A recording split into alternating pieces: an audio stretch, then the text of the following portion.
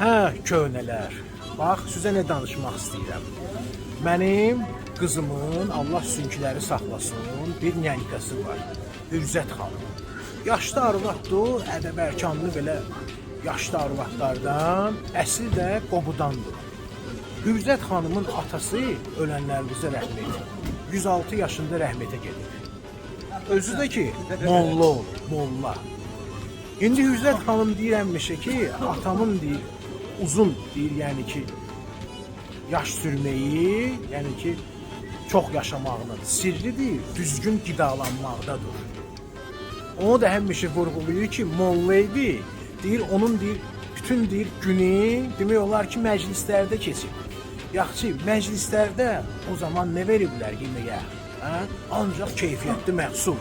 İstəyir çay deskahından başlayaq, qoz ləpəsi, şorqoğallar, yəni ki, kərə yağı ilə, düzdür, indiki şorqoğallarında kərə yağı artıq yoxdur, amma o vaxt ancaq kərə yağı olardı.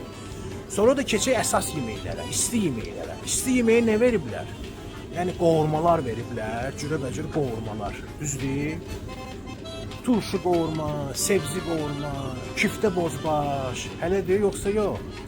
Həmişədəki, yəni keyfiyyətli ətdən verirlər bunlar hamısını. Hətta deyim sizə ki, məsələn, o zamanlar heç vaxt ət yəni ki, alanda o quzu olmazdı. Yəni o quzu sonradan gəldi, çıxdı bizə 90'lardan sonra. Çünki birincisi köhnələr ağzının dadını bilirdilər. Həm də heyvandarlığa çox səmərəli yanaşırdılar.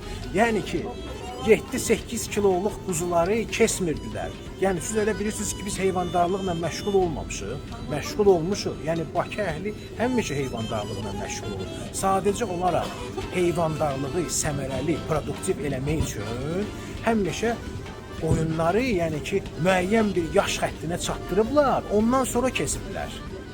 Özü də ki, mən sizə deyim, o vaxtı çox populyar idi qoç əti, qoç. İndi mən gəldim, çıxdım əsas məsələyə. İndi Araz marketdəyəm. Açığı ilk dəfədir görürəm burada. Dedim, bir sizlə paylaşım. Ki, bax, burada konkret olaraq qoç əti satılır. Yəni, həm qiyməti yaxşıdır, həm də ona sizə deyim ki, kim bunun pişirməyini bacarırsa, bacaran adam üçün. Yəni, bu qoç ətindən bir dənə konfet çıxartsın sizin üçün ki, gəl görəsən. İndi mən bu saat çəkərəm sizin üçün o əti, bir dənə yaxından baxın. Hə, baxın. Bax, bu qoç əti gördüyünüz kimi kilosu da ki 13 manat 99 köpük.